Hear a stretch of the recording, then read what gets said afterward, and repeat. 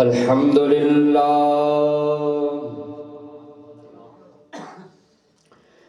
الحمد لله رب العالمين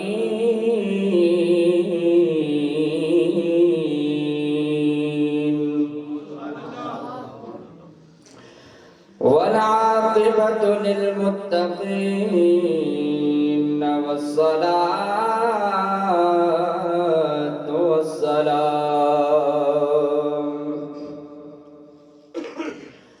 والسلام على سيد الأنبياء والمرسلين وعلى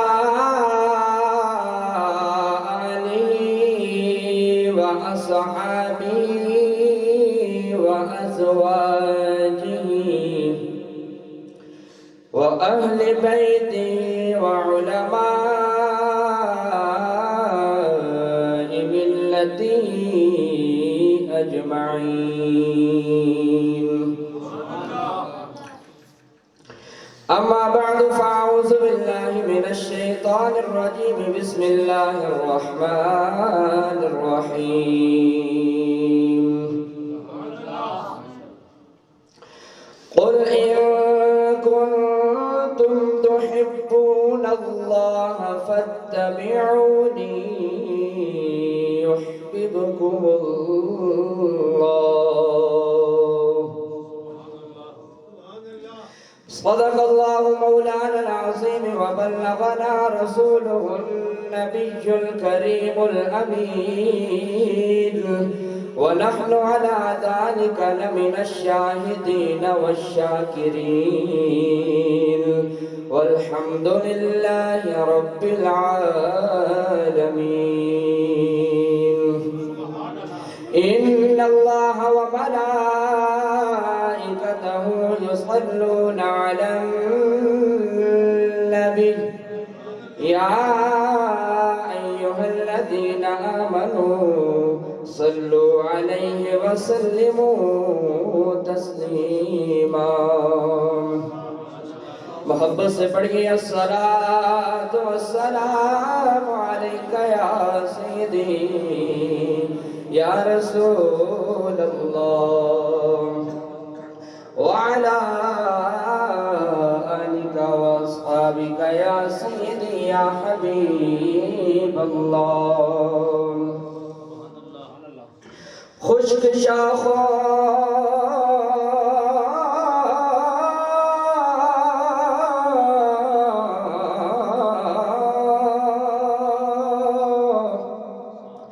کو وہ تازہ گلاب دیتے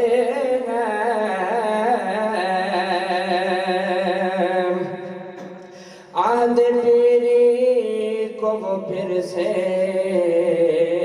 شباب دیتے ہیں اور پڑھ لے درود غفلت نہ کرے. خدا کی قسم اب بھی وہ تیرے سلام کا جواب دیتے ہیں. پڑھ کے الصلاۃ والسلام محبت سے وعلا آلک واصحابک یا سیدی یا حبیب اللہ. الصلاۃ والسلام علیک یا سیدی یا رحمت للعالمین وعلا آلک واصحابک یا سیدی یا خاتم النبیین. بندہ پروردگارم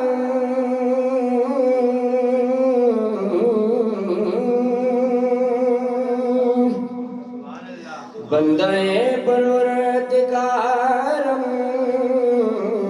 امت احمد نبی دوست دار چار یارم تاب اولاد علی. مذہب حل کرم ملت حضرت خلیل، خاک پائے غوث اعظم زیر سایہ ہر ولی، بلغ العلا بکمالہ کشف الدجا بجمالہ، حسنت جمیع خصالہ صلوا علیہ وآلہ، یا صاحب الجمال ویا سید البشر، من وجهك المنير لقد نور القمر، لا يمكن الثناء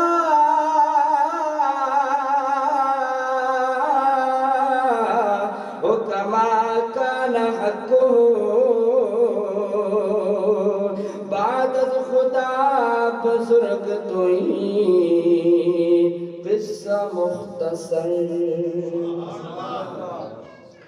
تمام تعریف و توصیف اللہ جل مجدہ الکریم کی ذات بابرکات کے لیے، جو خالق کائنات بھی ہے، مالک ارض و سماوات بھی ہے۔ رب تعالیٰ کی حمد کے بعد حضور پر نور شافع یوم النشور، والضحیٰ کے مکھڑے والے، واللیل کی زلفوں والے، طٰہٰ کی جبین والے، الم نشرح کے سینے والے، عبداللہ کے لخت جگر، آمنہ کے لال، اللہ کے پیارے، امت کے سہارے، محبوب دلبر، محبوب کبریا، جناب محمد مصطفیٰ صلی اللہ تعالیٰ علیہ وسلم کی بارگاہ بے کس پناہ کے اندر اپنی عقیدتوں، ارادتوں اور محبتوں کا خراج پیش کرنے کے بعد، نہایت معزز، محتشم، مکرم، بالخصوص علماء کرام، بزرگوں، دوستوں، ماؤں بہنوں، دور و نزدیک سے تشریف لانے والوں، السلام علیکم ورحمۃ اللہ وبرکاتہ۔ اللہ تبارک و تعالیٰ کا فضل و کرم ہے، خالق کائنات کا، باری تعالیٰ کا ہم پر احسان ہے کہ اس نے ایک دفعہ پھر اپنے حضور، اپنی دہلیز پر حاضری کی ہمیں توفیق بخشی ہے۔ اس محفل پاک کے اندر میں اور آپ شریک ہیں۔ دعا ہے خالق کائنات کی بارگاہ کے اندر کہ رب تعالیٰ ہمارا آنا، بیٹھنا، سننا، سنانا اپنی بارگاہ میں قبول فرمائے۔ سامعین محتشم، حضور علیہ السلام کی شان رفیع، سرکار دو عالم نور مجسم صلی اللہ تعالی علیہ وسلم جب سے دنیا میں تشریف لے کر آئے، آپ کا بظاہر دنیا کے اندر ظہور ہوا، یہ تو ایک ظاہری طور پر مخلوق خدا سرکار دو عالم صلی اللہ تعالی علیہ وسلم کا ذکر باکمال کرتی ہے، مگر سرکار دو عالم صلی اللہ علیہ وسلم کی ذات وہ بلند و بالا ہے، شان رفیع رکھتی ہے کہ ابھی کائنات بنی ہی نہیں تھی، ذکر مصطفیٰ پہلے ہو رہا تھا۔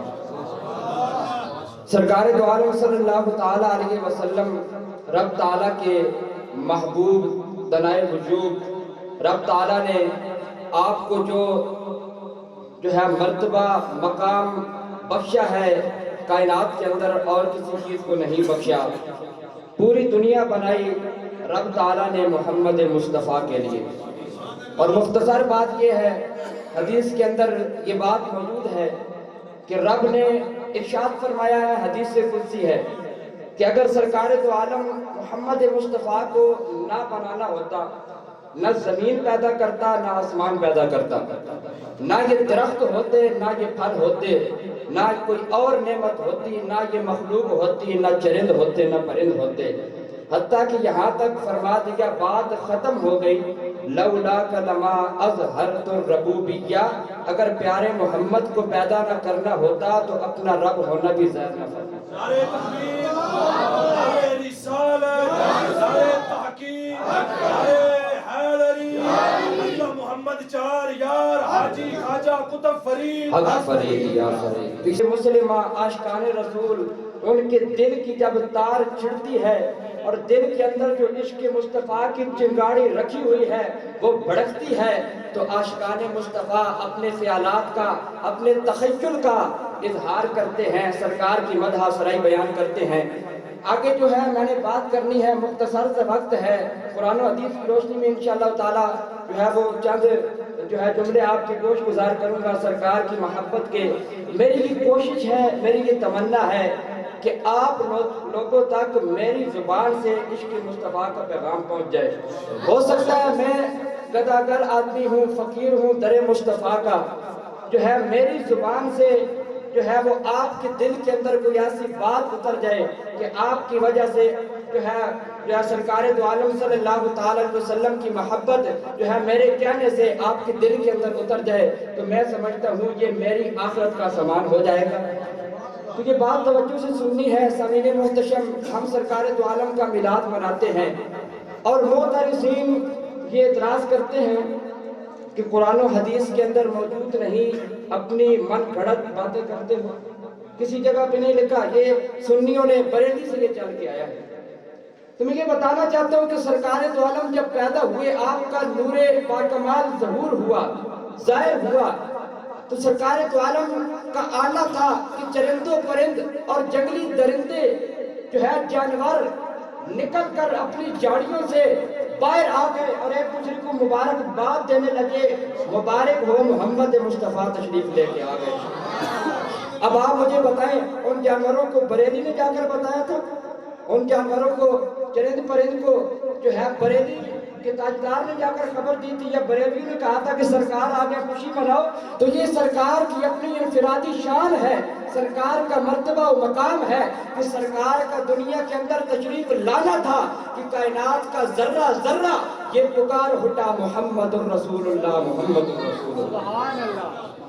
تو آج ایک جو ہے اعتراض لوگوں کے ذہن کے اندر کھٹکتا ہے، ہمارے عام سادہ مسلمان بھی اس سے بڑے پریشان ہوتے ہیں جب جو ہے معترضین اعتراض کرتے ہیں کہ قرآن و حدیث میں یہ نہیں لکھا، آپ اپنی طرف سے اس کو مناتے ہو، تو صرف ایک جملہ اس کو اپنے دلوں کے اندر بٹھا لو، میں کہتا ہوں کہ یہ اعتراض آپ کے دل سے دور ہو جائے گا۔ سامعین محتشم، رب تعالیٰ نے قرآن پاک نعرہ تکبیر، نعرہ رسالت، نعرہ تحقیق، نعرہ حیدری۔ بات توجہ سے سنیں، یہ تھوڑے سے موبائلوں پر کنٹرول کریں تاکہ آپ کو میری بات سمجھ آئے۔ میں وہ بندہ نہیں ہوں کہ بس کوئی اپنی مرضی سامنے کرتا رہے، تو اس طرح کبھی کس چیز کا قائل نہیں۔ میں چاہتا ہوں بات توجہ سے سنو یار، چند لمحے بات کرنی ہے تو اس کی مصطفیٰ کا پیغام لے کر جاؤ، اور یہ آپ کی ضرورت کی باتیں ہیں، آپ کی عقیدے کو پختہ کرنے والی باتیں ہیں۔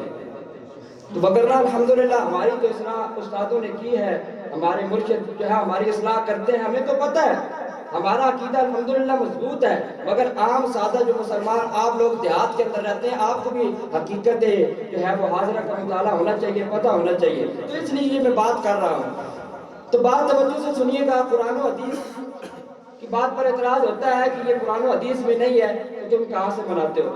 اگر قرآن و حدیث کے اندر یہ بات موجود نہ ہوتی تو اتنا یہ چرچا نہیں ہونا تھا۔ اصل میں بات یہ ہے کہ پڑھنے والی نگاہ ہونی چاہیے، سمجھنے والی عقل ہونی چاہیے، تو بات خود بخود واضح ہو جاتی ہے۔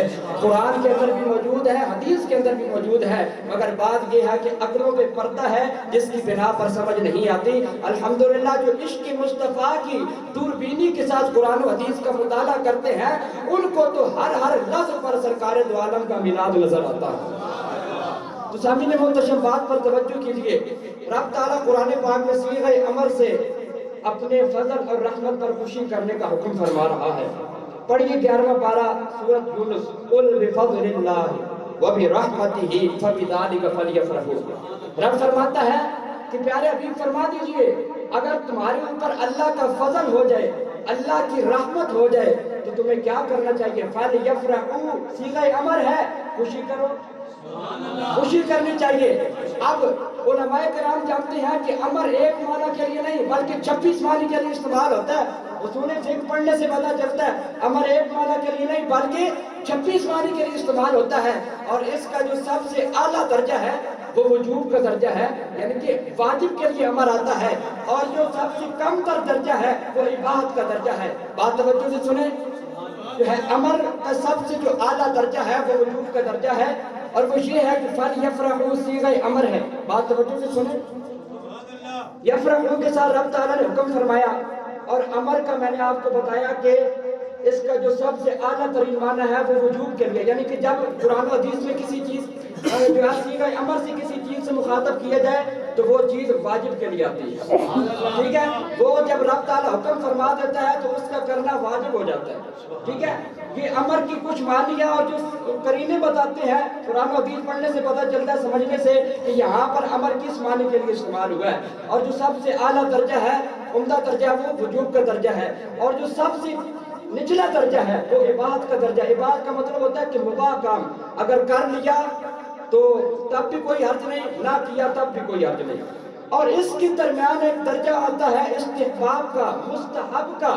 مستحب کا مطلب ہوتا ہے کہ کر لیا تو ثواب، اگر نہ کیا تو گناہ کوئی نہیں۔ اب یہاں پر ہم اس کو واجب نہیں مانتے، کوئی میلاد کو واجب مانتا ہے؟ واجب تو ہم فطر کو مانتے ہیں نا، اور اس کو ضروری طور پر کرتے ہیں، اگر نہ پڑے تو پھر اس کو قضا کرنا پڑتے ہیں۔ قربانی کرنا واجب ہے، اگر جو ہے وہ استطاعت رکھتا ہے تو اس پر واجب ہے، اگر نہیں رکھتا تو اس پر واجب نہیں ہے۔ اور نماز پڑھنا فرض ہے، اگر نہیں کریں گے تو قرض آپ کے ذمہ لاگو ہو جائے گا، آپ کو ضروری کرنا پڑے گا۔ یہ ایک وجوب کا درجہ ہے، فرض کا درجہ ہے، مگر یہاں پر ہم جو درجہ مانتے ہیں وہ استحباب کا درجہ مانتے ہیں، اور یہ ایک طے شدہ بات ہے، مسلم اصول ہے کہ کوئی بھی بات ہو، جس درجے کا دعویٰ ہو اس درجے کی دلیل دی جاتی ہے۔ اگر ہم نے کوئی فرض ثابت کرنا ہے یا واجب ثابت کرنا ہے تو پھر ہمیں قرآن و حدیث سے دلیل مطلوب ہے، کہ ہمیں واقعی قرآن و حدیث سے دلیل دینی پڑے گی۔ اگر کوئی مستحب کام ہے تو ضروری نہیں کہ قرآن و حدیث سے اس کی دلیل دی جائے۔ تو بات سمجھ میں آ گئی آپ کو؟ ہم جو لوگ ہیں وہ میلاد کو، میلاد مصطفیٰ کی خوشی کو ایک مستحب کے درجے میں مانتے ہیں۔ جب ہم مستحب کے درجے میں مانتے ہیں تو تمہارا قرآن و حدیث کی جو ہے وہ آپ روشنی میں بات کرتے ہیں، قرآن و حدیث سے جواب دو، تو یہ آپ کو اعتراض بنتا ہی نہیں ہے، بالکل اعتراض آپ کا یہ رائے کہاں چلا جاتا ہے۔ تو یہ امر کا استحبابی درجہ ہے۔ اور دوسری بات، ایک بات یہ کی جاتی ہے کہ بخاری سے دلیل دو، اور کسی کتاب پر نظر ہی نہیں پڑتی، بخاری سے دلیل دو، حدیث پاک کی کتاب ہے، سب سے معتبر ترین اس کو کتاب جو ہے وہ کتاب اللہ کے بعد اصح بعد الکتاب۔ تو اب یہاں پر اس بات کو سمجھنا کہ آپ یہ الحمدللہ محفل میلاد مصطفیٰ سے جاتے ہیں، آپ کو اس کا فائدہ کیا ہوتا ہے، اور کون کون ہستی ہے جو تمہارے اس بیٹھنے پر فخر کرتی ہے۔ اللہ کے پیارے مصطفیٰ صلی اللہ تعالیٰ علیہ وسلم کے صحابی ہیں حضرت امیر معاویہ رضی اللہ تعالیٰ عنہ، انہوں نے اس حدیث کو روایت کیا ہے۔ اور جو بخاری کی بات رہی کہ بخاری سے دلیل دو، تو یہاں پر جو بات ہے وہ امام بخاری کے استاد نے نقل کی ہے، اور امام بخاری کے استاد ہیں امام احمد بن حنبل۔ امام بخاری نے تو کسی سے شرف تلمذ حاصل کیا ہے نا، کہ جس کی بنا پر رب تعالیٰ نے اتنا مرتبہ عطا فرمایا کہ جو انہوں نے حدیثیں لکھی ہیں، اللہ تعالیٰ نے قرآن پاک کے بعد سب سے ان کو زیادہ ترجیح عطا فرمائی ہے، ان کو صحیح قرار دیا ہے۔ امام بخاری کا مرتبہ ہے نا، مگر امام بخاری نے بھی تو کسی کے سامنے بیٹھ کر درس حاصل کیا ہے، اور جس ہستی کے سامنے بیٹھ کر درس حاصل کیا ہے ان ہستیوں میں سے ایک ہستی وقت کے امام احمد بن حنبل ہیں، اور وہ اپنے مسند کے اندر، مسند امام احمد بن حنبل کے اندر اس حدیث کو نقل فرماتے ہیں کہ رب تعالیٰ کے پیارے مصطفیٰ صلی اللہ تعالیٰ علیہ وسلم چل جو ہے وہ تشریف فرما ہوئے، اور صحابہ کرام کا حلقہ لگا ہوا تھا، محفل سج رہی تھی۔ سرکار تو عالم صلی اللہ تعالیٰ علیہ وسلم، یہ بات توجہ سے سنیں، یہ حدیث پاک ہے اور میلاد کے اوپر ایک اتھینٹک دلیل بھی ہے۔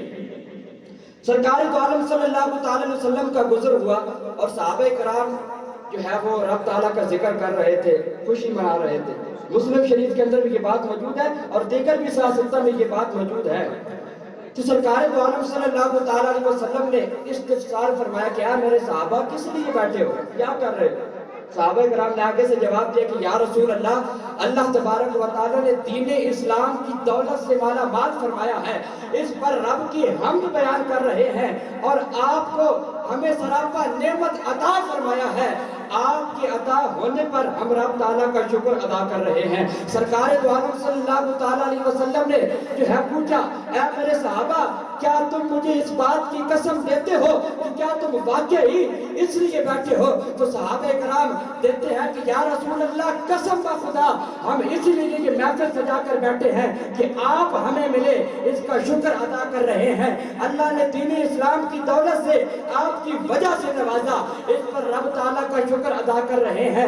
تو یا رسول اللہ ہم قسم اٹھاتے ہیں کہ ہم اسی لیے بیٹھے ہیں۔ سرکار ارشاد فرماتے ہیں کہ اے میرے صحابہ یہ نہ سوچنا کہ مجھے تمہارے اوپر کوئی شک تھا جس کی بنا پر میں نے تم سے قسم لی ہے، بلکہ میں نے قسم اس لیے لی ہے کہ ابھی میرے پاس جبریل آئے تھے، رب کا پیغام لے کر آئے تھے اور سلام لے کر آتے، عرض کرتے ہیں یا رسول اللہ صلی اللہ تعالیٰ علیہ وسلم آپ کے یہ جو غلام، آپ کے یہ جو امتی، آپ کے یہ جو چاہنے والے رب کا شکر ادا کر رہے ہیں، رب کی حمد بیان کر رہے ہیں، ان کے اس فعل کی وجہ سے رب تعالیٰ فرشتوں کے اندر ان کے اوپر فخر فرما رہا ہے۔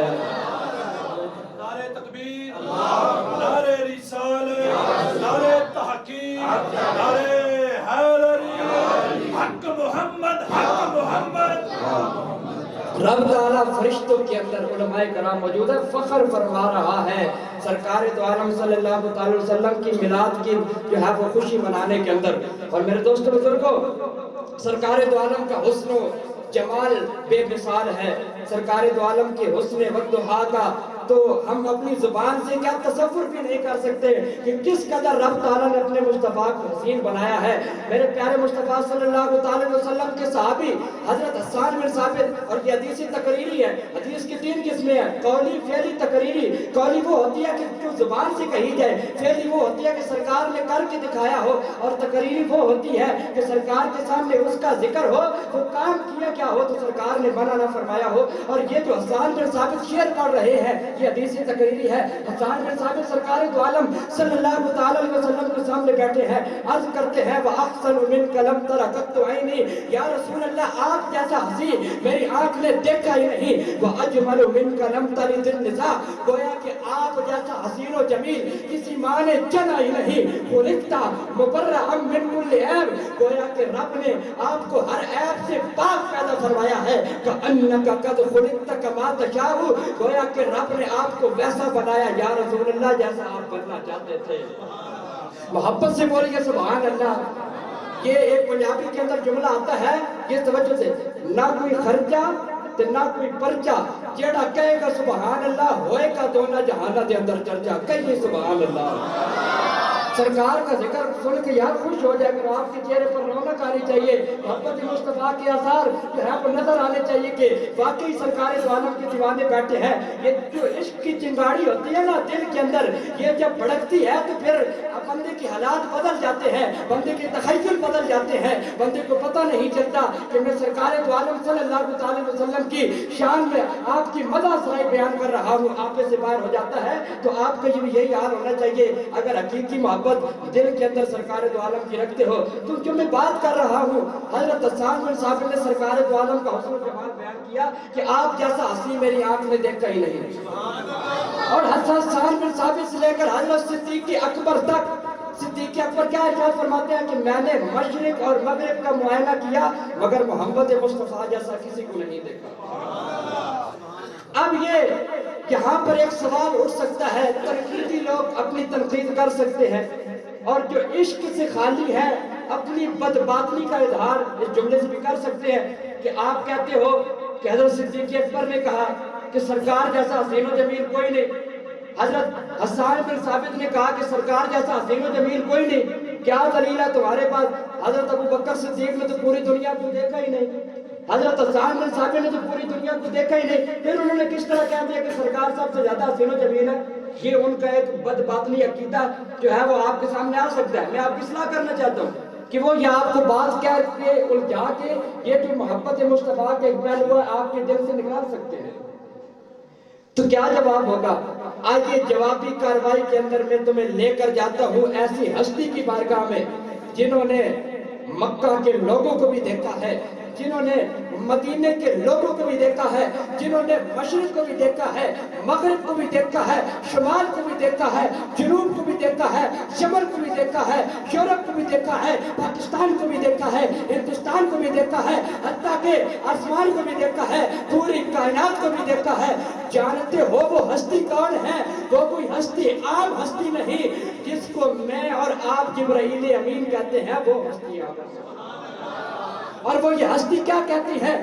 حضرت جبرائیل امین رضی اللہ تعالیٰ عنہ علیہ السلام سرکار دو عالم صلی اللہ تعالیٰ علیہ وسلم کی بارگاہ کے اندر حاضر ہوتے ہیں، سرکار دو عالم کی بارگاہ کے اندر حاضر ہوتے ہیں، التجا کرتے ہیں، اے مدنی منٹھار آقا، میں نے مشرق کو بھی دیکھا ہے، میں نے مغرب کو بھی دیکھا ہے، شمال بھی دیکھا ہے، جنوب بھی دیکھا ہے، حتیٰ کہ خدا کی ساری خدائی کو بھی دیکھا ہے، مگر لا ارا مثل محمد، محمد جیسا میں نے کسی کو بھی نہیں دیکھا۔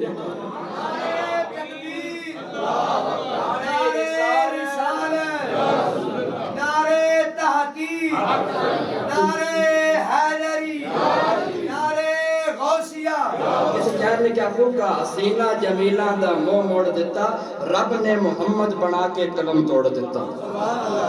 تو یہ سرکار دو عالم کا حسن و جمال ہے، صحابہ کرام نے اپنی زبان کے اندر بیان کیا۔ جو ہے وہ جتنے جو ہے فقہائے کرام آئے، حدیث پاک کا مطالعہ کیجئے، عاشقان رسول نے جو حدیث کی ترجمانی کی، ہر جملے سے تمہیں حسن مصطفیٰ نظر آئے گا۔ تو یہ بات ہوتی ہے عشق کی۔ تو جو میں نے آیت کریمہ آپ کے سامنے تلاوت کی، قُلْ إِن كُنتُمْ تُحِبُّونَ اللَّهَ فَاتَّبِعُونِي يُحْبِبْكُمُ اللَّهُ۔ رب تعالیٰ یہاں پر جو ارشاد فرما رہا ہے صیغہ امر سے، یہ امر وجوب کے لیے آتا ہے۔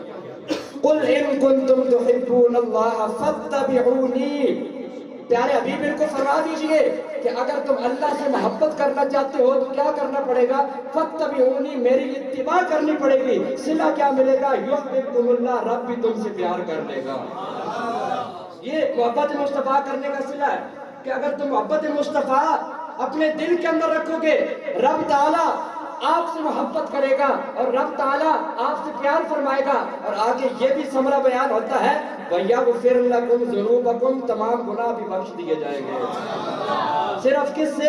محبت مصطفیٰ کی وجہ سے۔ محبت مصطفیٰ کی چاشنی دل کے اندر ہونی چاہیے، محبت مصطفیٰ دلوں کے اندر روشن ہونی چاہیے، اجالے ہونے چاہیے عاشقان مصطفیٰ صلی اللہ تعالیٰ علیہ وسلم سے، تو تب جا کر بات بنتی ہے۔ اور میرے دوستو بزرگوں، رب تعالیٰ کے پیارے مصطفیٰ صلی اللہ تعالیٰ علیہ وسلم کے ساتھ حضرت عمر فاروق ایک دفعہ چل رہے تھے، تو سرکار دو عالم صلی اللہ علیہ وسلم نے ارشاد فرمایا، لا یؤمن احدکم حتی اکون احب الیہ من والدہ وولدہ والناس اجمعین، تم میں سے کوئی اس وقت تک مومن نہیں ہو سکتا جب تک کہ ہر چیز سے بڑھ کر مجھ سے پیار نہ کرے۔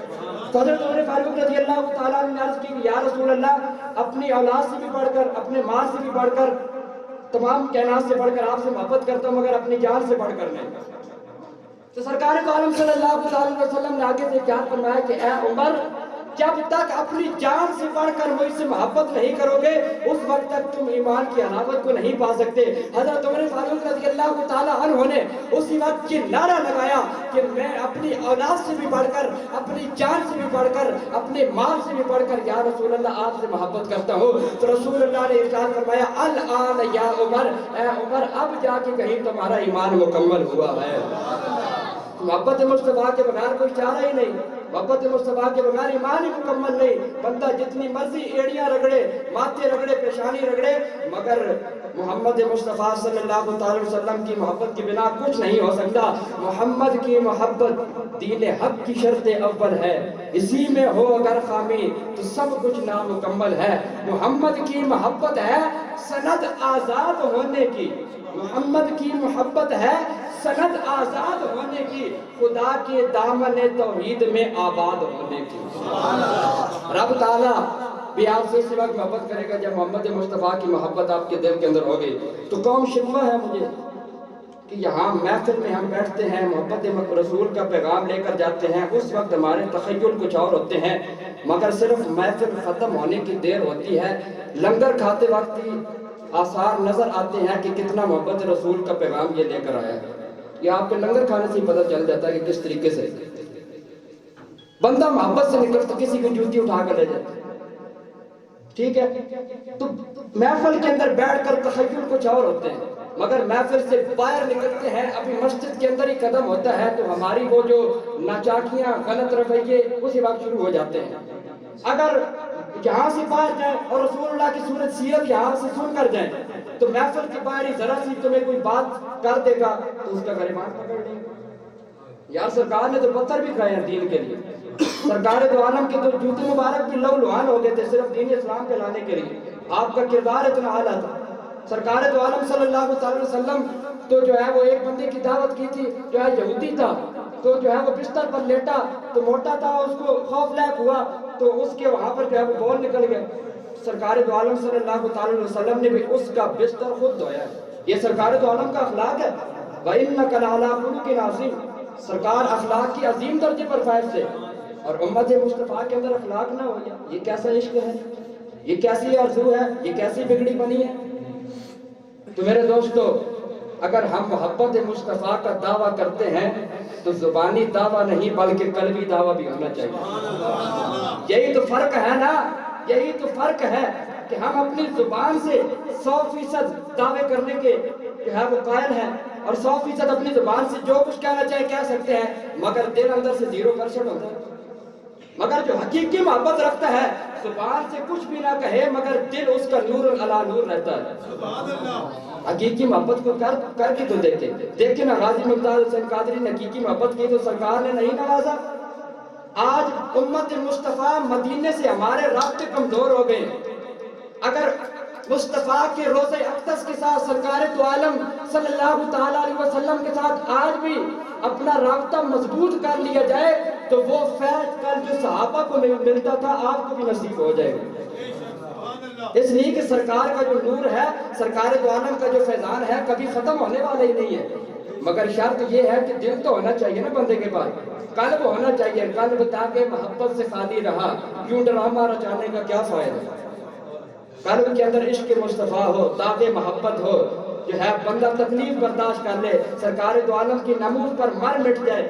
آج تو جو ہے وہ ہمارا دور ہے میڈیا کا، ہمارے جو عام سادہ مسلمان ہیں اپنا سارا دین میڈیا سے لے رہے ہیں، یوں لگتا ہے کہ سارا دین جو ہے میڈیا ہی بیان کر، جن کو وضو کرنے کا طریقہ بھی نہ ہے میڈیا، کیونکہ آج میڈیا دین دے رہا ہے نا تمہیں، خبریں سنتے وہ دین تمہیں مل رہا ہے جس کی بنا پر بیڑا غرق ہے۔ علماء جتنے جیت قسم کے ہوں ان کی جو ہے وہ شان کے اندر اتنے نازیبہ کلمات کہے جاتے ہیں کہ ذرا بار بھی تمہیں احساس نہیں ہوتا۔ ظالموں، علماء کرام کو گھسیٹا جائے اور تم اس پر خوشی مناؤ، یہی سیاسی تھے یار۔ کس طرح یہ غلیظ حرکتیں ہیں، کس قدر یہ جو ہے وہ ناچاکی والے الفاظ ہیں کہ ایک بندہ ناموس رسالت پر مٹ رہا ہے اور دوسرا جو بدباطن ہے اس پر تنقید کر رہا ہے۔ تم دیکھ کے دکھاؤ نا ختم نبوت پہ پارا، تمہیں پتہ چلے۔ تم اپنی نذرانہ جان کا پیش کرو نا، پتہ چلے۔ میرے دوستو، حقیقت میں بات یہ ہے قربانی اسی کی لگتی ہے جو حلال چیز ہوتی ہے، جو حرام چیز ہوتی ہے کبھی اس کی قربانی نہیں لگا کرتی۔ تو میں تمہیں یہ دعوت فکر دوں گا میرے دوستو بزرگوں، اپنے دلوں کے اندر مصطفیٰ کی محبت کو اجاگر کیجئے۔ اور علامہ اقبال رحمۃ اللہ تعالیٰ علیہ نے بھی بڑے حسین انداز کے اندر ہمیں درس دیا ہے۔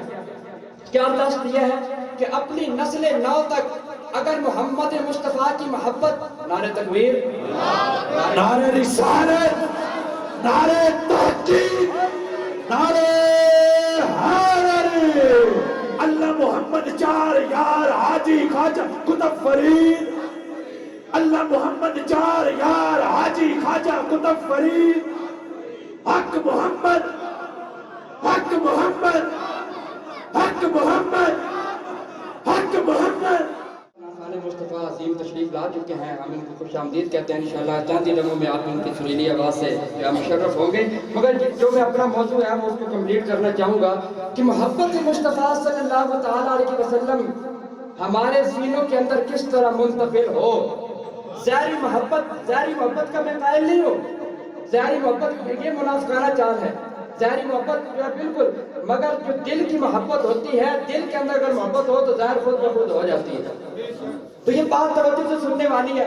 ڈاکٹر علامہ اقبال رحمۃ اللہ تعالیٰ علیہ، یہ تو کوئی مولوی نہیں تھا، یہاں پر تم کہہ دو کہ یہ تو مولوی نے بات کی ہے، اپنی بات کرتے رہتے ہیں، یہ جو اپنی جو یہ علامہ اقبال نے بات کی ہے۔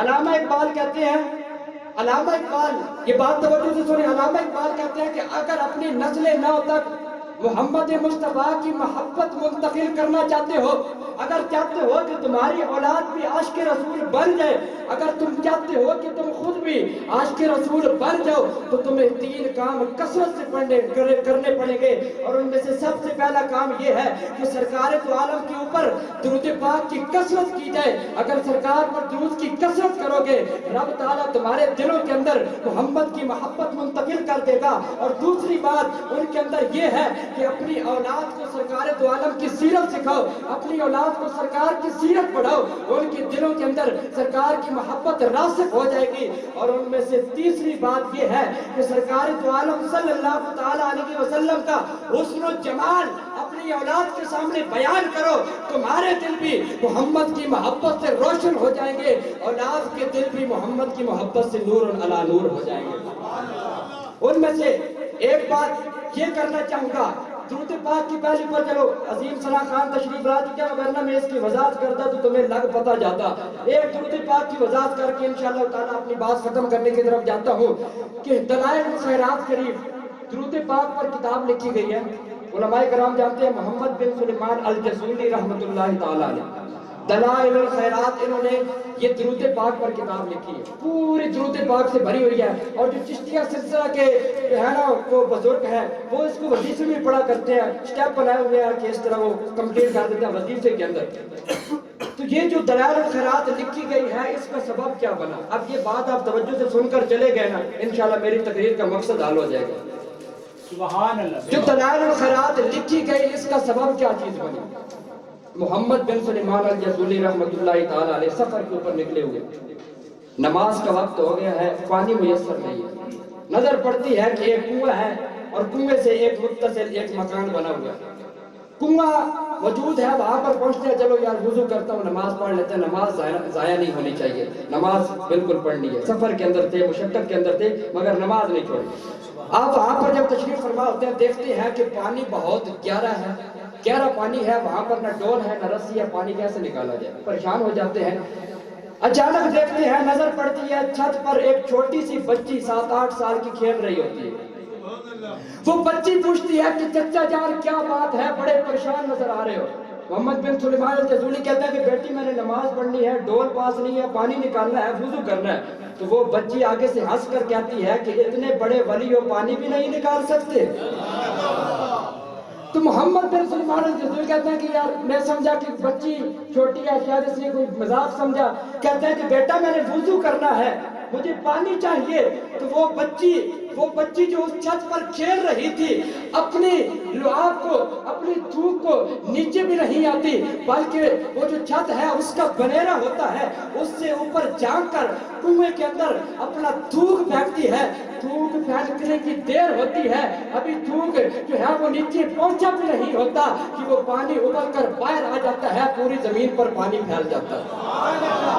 محمد بن سلیمان الجزولی کہتا ہے میں نے نماز پڑھی، جو ہے وضو کیا، میں حیران ہو گیا، یہ چھوٹی سی بچی اور اس کی جو ہے وہ تھوک کے اندر کس قدر پاور ہے کہ وہ جو پانی میں اتنا بڑا ولی میں نہیں نکال سکا، تو اس بچی نے اپنا تھوک ڈال کر اس پانی کو نکال لیا۔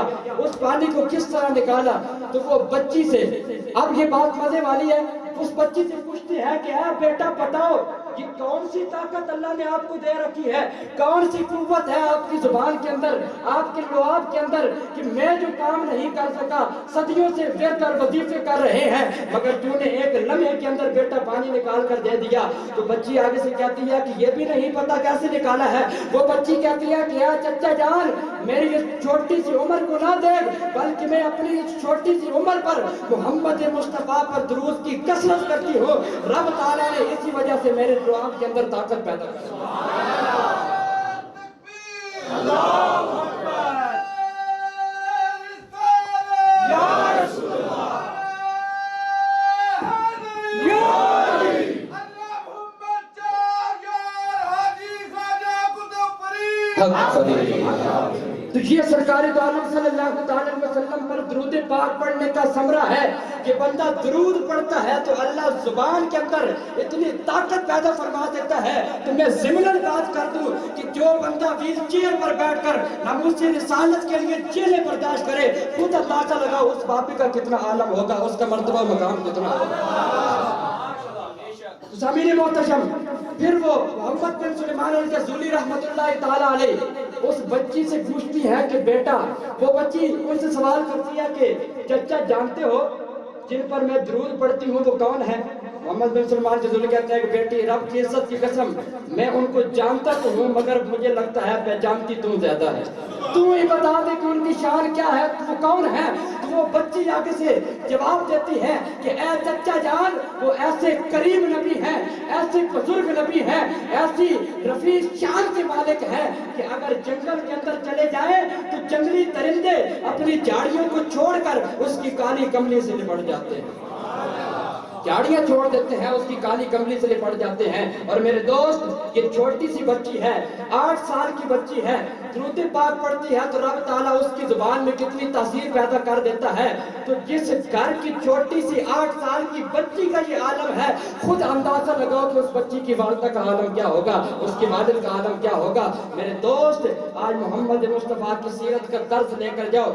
जो है वो बल्ख का एक ताजिर था और उसका बहुत सारा तुर्का था, जो है वो विरासत थी, उसके 2 बेटे थे। ये आखिरी बात तवज्जो से सुनकर इंशाल्लाह मैं इजाजत चाहने लगा हूँ। इस बात को तवज्जो से सुने, इंशाल्लाह इश्क रसूल की पत्तियां आपके दिलों के अंदर खिलने लगेंगी। जो है वो बल्ख का ताजिर है और ताजिर के पास बहुत सारा माल है। अब उसकी औलाद है, 2 बेटे बच्चे हैं, तो 2 बेटों ने वो माल तकसीम करना होता है। तो उस ताजिर की वफात हो जाती है, वो ताजिर जो है वफात हो जाती है और उसके ताजिर के विरसा के अंदर, तुर्का के अंदर रसूलुल्लाह के 3 बाल मुबारक थे। माल के साथ साथ 3 रसूलुल्लाह के बाल मुबारक, मुँह मुबारक भी थे, गैस हुए अंबरीन भी थे, बद्दुहा की जुल्फें थी। तो रसूल करीम सल्लल्लाहु ताला अलैहि वसल्लम के जो वो 3 बाल थे वो भी उनके पास मौजूद थे। अब वो विरासत बंटने लगती है तो वो दोनों भाई माल आधा आधा तकसीम कर लेते हैं। तवज्जो है आप हजरात की? अगर तवज्जो है तो मोहब्बत से क्या जरा सुभान अल्लाह, माशाल्लाह। तो ये बात तवज्जो से सुनकर जाए, इंशाल्लाह इसके रसूल की मिठास मिलेगी। अब वो माल 2 हिस्सों में तकसीम हो जाता है और 3 बाल मुबारक थे रसूलुल्लाह की मुँह मुबारक। एक बाल एक भाई ले लेता है, दूसरा बाल दूसरा भाई ले लेता है। अब एक बाल बच जाता है। बड़ा भाई छोटे भाई को कहता है कि भाईजान, अब यही सूरत रहती है कि इस बाल के 2 हिस्से किए जाएं, एक बाल तुम ले लो, एक बाल मैं ले लेता हूँ। मगर मोहम्मद मुस्तफा के आशिक शम्मा रिसालत के परवाने का मोहब्बत का अंदाज देखे, कहते हैं कि भाई साहिब, ये बाल इतनी कदर कीमत की हामिल है कि मेरा जिस्म तो 2 हिस्से हो सकता है मगर इस बाल के मैं 2 हिस्से कभी भी गवारा नहीं कर सकता। इस बाल के 2 हिस्से कभी भी नहीं हो सकते, इस बाल के 2 हिस्से कभी भी नहीं कर सकता। तो वो भाई आगे से भी बड़ा भाई होता है, कहता है कि अगर भाई इतनी मोहब्बत है ना तो लो ये तीनों बाल तुम रखो, माल सारा मुझे दे दो। भाई कहता है ठीक है, मंजूर है, बिल्कुल अच्छी बात है, क्योंकि जब बाल मिल गए मुस्तफा और क्या चाहिए। जब सरकार दो आलम की जो है वो मुँह मुबारक नसीब हो जाते हैं तो फिर समझ लें कि कायनात की दौलत, कौनो मकान की दौलत आपके हाथ के अंदर आ चुकी है। और यही मिसाल इश्क मुस्तफा की है कि जब इश्क मुस्तफा आपके दामन के अंदर समा गया तो समझ लें कि कायनात की दौलत आपके पीछे है। तो ये जो बात है इसको तवज्जो से, कि वो जो दूसरा भाई बड़ा होता है वो सारा माल ले लेता है, छोटे भाई के पास सिर्फ 3 बाल बचते हैं और बड़ा भाई आहिस्ता आहिस्ता गरीब होना शुरू हो जाता है। छोटा भाई तिजारत करता है तो इसको दिन ब दिन नफा होना शुरू हो जाता है, दिन ब दिन अमीर होना शुरू हो जाता है। और जो बड़ा भाई था जिसने मुँह मुबारक को 2 करने का कहा था, इसको 2 कर दो, जिस तरह कि आज हम कहते हैं कि खत्म नबूवत पर कंप्रोमाइज कर लो, वो भी इसलिए कहता था कि 2 हिस्सों में कर लो और एक हिस्सा। तो उसका अंजाम पता क्या हुआ? माल का जो भिखारी था सारा माल ले लिया, बिन आखिर वो बंदा फकीर हो गया, मांगने पर मजबूर हो गया। उस भाई की चौखट पर मांगने के लिए आता था जिससे सारा माल लिया था और जिसने सिर्फ 3 बाल सरकार के रखे थे। सरकार दो आलम के बालों के ऊपर भी जो है वो कुर्बान जाए कि किस कदर बंदे को माला माल कर दिया। उस बंदे का भी विसाल हो गया जिसने सरकार दो आलम की जुल्फों में 3 बाल रखे हुए थे। तो उस वक्त के बुजुर्गों की ख्वाब के अंदर सरकार दो आलम तशरीफ लेकर आते हैं, उनको ख्वाब के अंदर सरकार की ज़ियारत होती है, फरमाते हैं कि ए मेरे जो है गुलाम, अपने इस इलाके के अंदर, पूरी दुनिया के अंदर इस बात का डंका बजा दो कि ये जो मेरा आज के रसूल है इसकी कब्र है। कोई बंदा किसी भी तरह का साइल हो, कोई हाजत रखता हो, इस बंदे की कब्र पर आकर दुआ करे, अल्लाह सारी हाजतों को कबूल फरमा ले। تو یہ تھا محبت کا درس. اور اس کے بعد یہ بھی روایت کے اندر آتا ہے کہ بڑے سے بڑا کوئی اس وقت بادشاہ ہوتا, بڑے سے بڑا وزیر ہوتا, بڑے سے بڑا مفتی عالم ہوتا, تو جب اس بندے کی قبر کے پاس سے گزرتے تھے نا تو اپنے گھوڑوں پر سوار ہو کر نہیں بلکہ پیدل چل کر گزرا کرتے تھے. تو میرے دوستوں بزرگوں, اس طریقے سے سرکار دو عالم کی محبت اپنے دلوں کے اندر رکھیں, کٹ مر جائیں, ناموس رسالت پر آنچ نہ آنے دیں, اپنا جو دین ہے اس کو محفوظ کریں. دیکھیں علماء کرام کی جو شان جو ہے وہ عظمت سرکار دو عالم نے بیان فرمائی ہے, اس کو بھی مد نظر رکھیں. فقط میڈیا پر جو ہے وہ دین نہیں ملتے, میڈیا پر بندہ بیٹھ کر جو ہے وہ 9 والی خبریں رات کو سن لے تو جو ہے وہ بندہ عالم دین بن جاتا ہے, اور جو ہے وہ طرح طرح کی اتنی سنجیدہ باتیں ہوتی ہیں کہ علماء کرام کی شان میں جو ہے وہ بندہ بکواس کر دیتا ہے, تو اپنا ایمان ضائع ہونے کا خدشہ ہے. اور جو رسول اللہ صلی اللہ تعالیٰ علیہ وسلم کے گستاخ, ان کو جو ہے وہ رہا کرانے کے لیے آج پورے ملک کا نظام درم برم ہو چکا ہے, اور عاشقان رسول کو پھٹے چڑھایا جا رہا ہے. تو یہ کس طرح کی یہ محبت ہے, کس طریقے سے جو ہے وہ ہمیں محفل میلاد کا یہ فائدہ ہوتا ہے. ہم میلادی لوگ اپنے آپ میلاد کے اندر تو جب بندہ آ گیا تو پھر عشق رسول کی پتیاں اس کے اوپر روشن ہو. قل ان كان آباؤكم وأبناؤكم وإخوانكم وأزواجكم وعشيرتكم وأموال اقترفتموها وتجارة تخشون كسادها ومساكن ترضونها أحب إليكم من الله ورسوله وجهاد في سبيله فتربصوا حتى يأتي الله بأمره.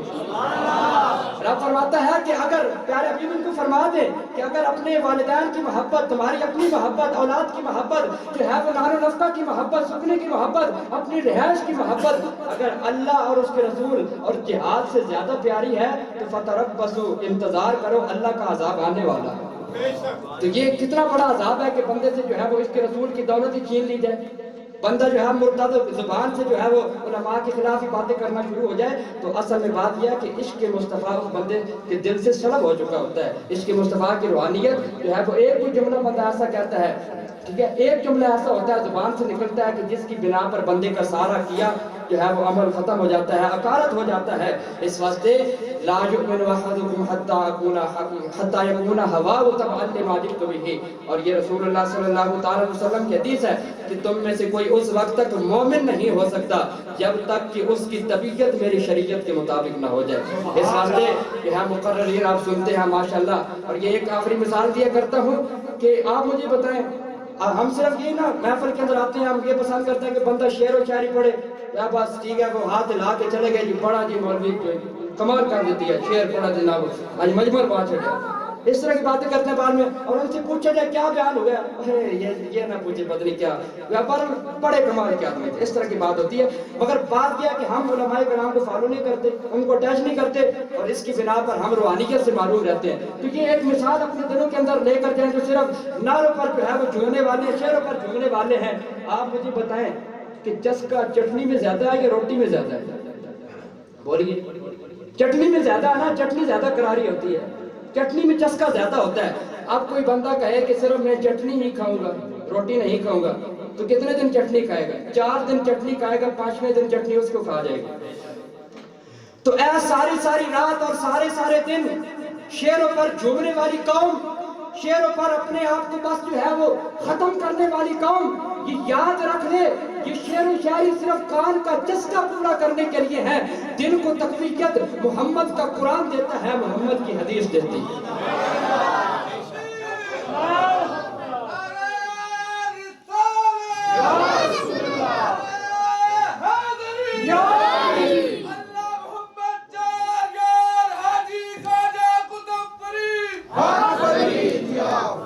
نصیر الدین نصیر کیا صاحب رحمۃ اللہ تعالیٰ علیہ کا ایک لکھا ہوا قطعہ کہ راستے صاف بتاتے ہیں کہ وہ آپ آتے ہیں, راستے صاف بتاتے ہیں کہ آپ آتے ہیں, لوگ محفل کو سجاتے ہیں کہ آپ آتے ہیں, کہکشاں راہ گزر چاند ستارے ذرے سب چمک کر یہ دکھاتے ہیں کہ آپ آتے ہیں.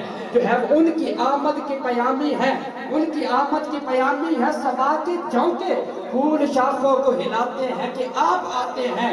اہل ایمان کے لبوں پر ہے درود اور سلام, یوم میلاد مناتے ہیں کہ آپ آتے ہیں. مرحبا صلی علی کے ترانے ہیں لب پر, لوگ صدقے ہوئے جاتے ہیں کہ آپ آتے ہیں. چاند تاروں میں نصیر آج بڑی ہلچل ہے, چاند تاروں میں نصیر آج بڑی ہلچل ہے. چاند تاروں میں نذیر، آج بڑی ہلچل ہے، یہی آثار بتاتے ہیں کہ آپ حق نصیر، حق نصیر، حق نصیر، حق نصیر، حق نصیر۔ اب جس کی جی میں آئے بارے روشنی، ہم نے تو دل جلا کے سر عام رکھ دیا۔ واخر دعوانا